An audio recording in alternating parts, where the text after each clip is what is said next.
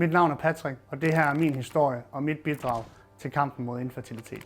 Min rejse gennem infertilitet blev en transformation fra smerte til formål. En rejse, der førte mig til at skabe et produkt, der kunne bringe håb til andre, der stod over for lignende udfordringer.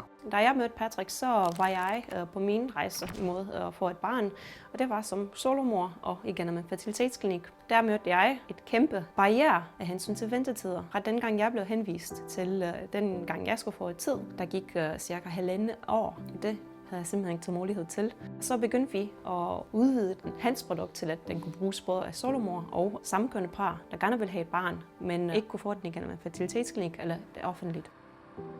Jeg hedder Louise Arnholdt, og jeg er overlæge i gynækologi og obstetrik. Jeg arbejder sammen med Christina og Patrick i forhold til projektet omkring Bloom Baby. I dag er det sådan, at omkring hver 8. barn bliver født efter hjælp fra en fertilitetsklinik.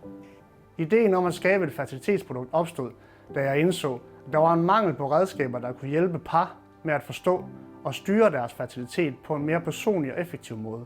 Resultatet blev vores fertilitetsprodukt. Et device, der kombinerer avanceret teknologi med personlig støtte. Produktet består af en fertilitetskop og en applikator. Den specialdesignede applikator kan skånsomt indsætte fertilitetskoppen i vagina, hvor den vil omslutte livmoderhalsen og præsentere den for en ren koncentration af sædceller, uden at få det skadelige sekret med fra vaginalkanalen.